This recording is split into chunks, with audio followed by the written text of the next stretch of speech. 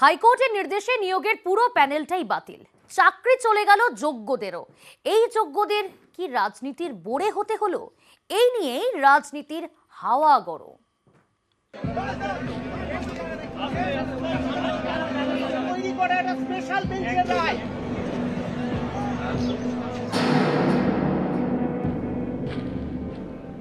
স্কুলে নিয়োগে দুর্নীতি, একের পর এক হেভিওয়েট গ্রেফতার, তোলপাড় রাজ্য রাজনীতি।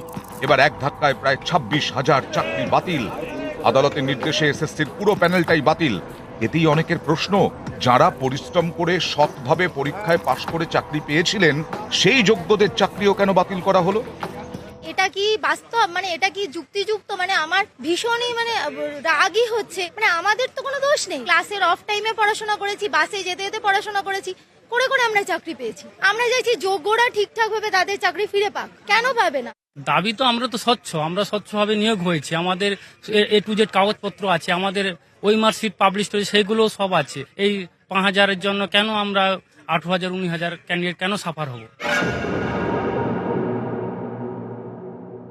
কোন রাজনৈতিক দল রাজনৈতিক কারণে মামলা করে আরো ক্ষতি করেছেন এনাদের। আমরা কিন্তু এনাদের ভালো চাই, কিন্তু যেই গ্রাউন্ডে এসএসসি যাচ্ছে সেটাও আগামী দিনে সেটা পরিষ্কার হয়ে যাবে।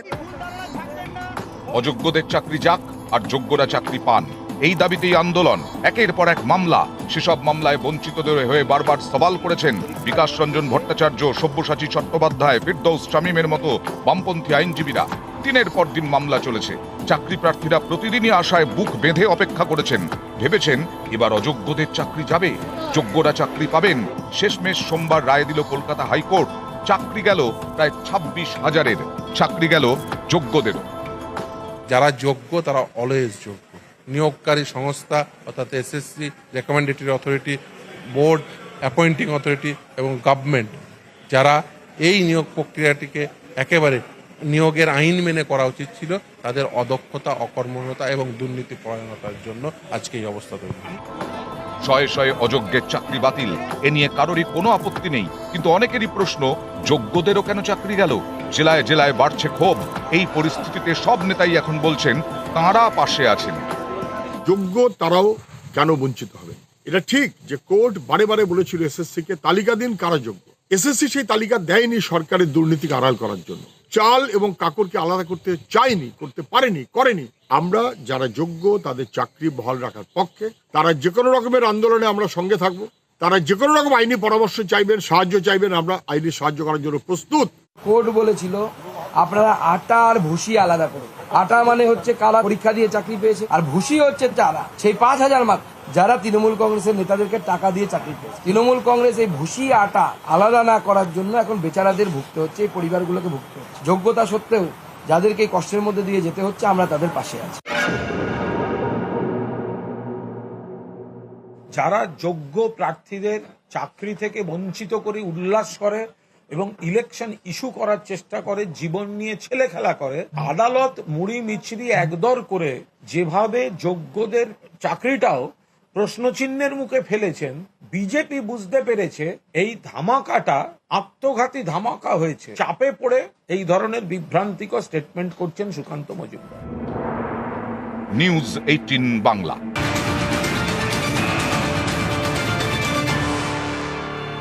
শুধু 2016-র প্যানেল বাতিলের চাকরিহারারা নন, দেখুন এবার আত্মহত্যার হুমকি দিয়েছে আপার প্রাইমারি চাকরি প্রার্থীরা। আজ ডোরিনা ক্রসিংয়ে তারা অবস্থান বিক্ষোভ করে 10 বছর ধরে থমকে রয়েছে নিয়োগ। এই প্রশ্ন তুলে যে কেন তারা 10 বছর ধরে বঞ্চিত, এই প্রশ্ন তুলেই আজ ডোরিনা ক্রসিংয়ে তারা অবস্থান বিক্ষোভ করে। বিক্ষোভ থেকে চরম ফয়সালার হুঁশিয়ারি আন্দোলনকারীদের। আমাদের আগেই প্যানেল বাতিল হয়েছে, প্রত্যেকটা ব্রেকেজ মার্কস আজকে সবার সামনে ওপেন রয়েছে। আমাদের মতো যোগ্যভাবে আর কারণ নিয়োগ হয়নি। 10টা ডিভিশন বেঞ্চ চেঞ্জ হয়েছে, 10 বছর অতিক্রান্ত। আমাদের বাচ্চারা বড় হয়ে গেছে, আমরা চাকরি পাইনি। 10 বছরে একটা ধৈর্যের সীমা আছে। সমস্ত কিছুতে ফার্স্ট ক্লাস পেয়েছি, কেউ আমাদের পাস করিয়ে দেয়নি। সুতরাং নিজের অধিকার বুঝে নেব। রাস্তায় নামতে পেরেছি, আত্মহত্যা করতে পারবো। বিএড পাস করেছি, ফার্স্ট ক্লাস পেয়েছি, কি মূল্য আছে? সব ছিঁড়ে ফেলে দেবো। 10টা বছর অতিক্রম হলে আমাদের এই প্যানেলে 99% স্বচ্ছতা। আমাদের একবার পাহাড় প্রমাণ, দুর্নীতি প্রমাণ হয়ে প্যানেল বাতিল করে দিয়েছে। তারপরেও আজ আমাদের এই অবস্থা। আমরা দুইবার ইন্টারভিউ দিয়ে বসে আছি। 2016 সালে যে 25,000 বাতিল করেছে, তার সাথে আমাদের কোনো সম্পর্ক নেই, আমাদের এতে বিন্দুমাত্র ভয় নেই। আর এবার 2017 টেটে প্রশ্ন বিতর্কের রিপোর্ট তলব কলকাতা হাইকোর্টের।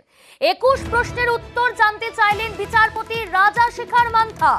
1 মাসের মধ্যে বিশ্বভারতী বিশ্ববিদ্যালয়ের বিশেষজ্ঞ কমিটির কাছে রিপোর্ট তলব।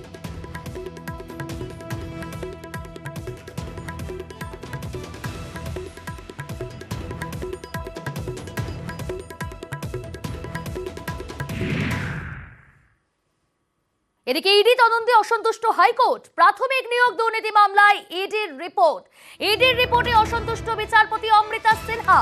বাজেয়াপ্ত সম্পত্তির উৎস নিয়ে প্রশ্ন, তদন্তের অগ্রগতি নিয়েও প্রশ্ন তুললেন বিচারপতি অমৃতা সিনহা। 12 জুনের মধ্যে ফের রিপোর্ট তলব করা হয়েছে।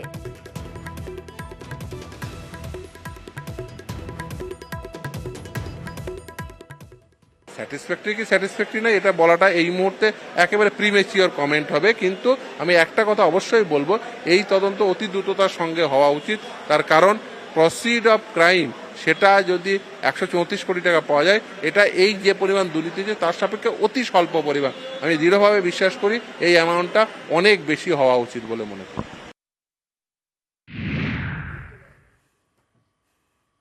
আর এবার নজর রাখতেই হচ্ছে আবহাওয়ার খবরের দিকে। এপ্রিল জুড়ে তাপপ্রবাহ, রাজ্যে আরো দীর্ঘ তাপপ্রবাহের স্পেল। আগামী 7 দিন দক্ষিণবঙ্গে তাপপ্রবাহ, 4 ডিগ্রি পর্যন্ত তাপমাত্রা বাড়তে পারে। কলকাতাতেও তাপপ্রবাহের সতর্কতা। কলকাতার পারদ 41 ডিগ্রি ছাড়াবে। পশ্চিমের জেলায় লু পরিস্থিতির সতর্কতা। আগামী 3 দিনে উত্তরবঙ্গেও গরম বাড়বে, জানাচ্ছে হাওয়া অফিস।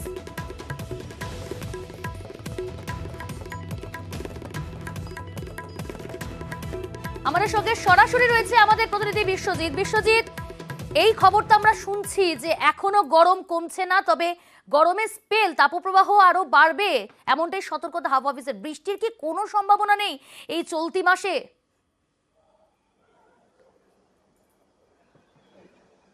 দেখো, বৃষ্টির এখনো কোনো আশ্বাস দিতে পারেনি আবহাওয়াবিদরা, কারণ কোনো সিস্টেম নেই বঙ্গোপসাগরে।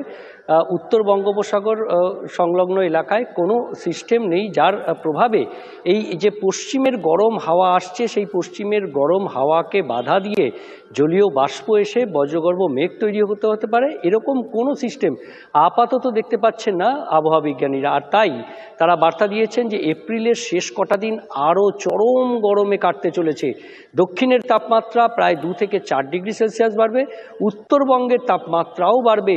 শুধুমাত্র নিচের দিকের জেলা নয়, উত্তরবঙ্গের নিচের দিকের যে মালদা এবং 2 দিনাজপুর, সেখানেও তাপপ্রবাহের যেমন কমলা সতর্কতা, হলুদ সতর্কতা রয়েছে, তেমনি একটু ওপরের দিকের জেলা অর্থাৎ কোচবিহার, আলিপুরদুয়ার, জলপাইগুড়ি, এই 3 জেলার জন্যও সতর্কতা না থাকলেও আলিপুর আবহাওয়া দপ্তর জানাচ্ছে যে এই 3টে জেলাতেও গরম এবং আর্দ্রতাজনিত একটা অস্বস্তি, অর্থাৎ গরম ও অস্বস্তিকর আবহাওয়া থাকবে। শুধুমাত্র দার্জিলিং, কালিম্পংয়ে ছিটেফোঁটা বৃষ্টি। তবে বৃহস্পতিবার বা শুক্রবার 26 তারিখ একটু বৃষ্টি বাড়তে পারে দার্জিলিং, কালিম্পং, আলিপুরদুয়ার ও কোচবিহারে। তবে সেই বৃষ্টি সাময়িক, কিন্তু উত্তরবঙ্গের ওপরের দিকের জেলাগুলিতেও গরম বাড়বে, এই ইঙ্গিত দিচ্ছে হাওয়া অফিস। কলকাতাতে স্বস্তির খবর এখনই পাওয়া যাচ্ছে না, গরম বাড়তে পারে এমনটাই আশঙ্কার খবর মিলছে। ধন্যবাদ বিশ্বজিৎ।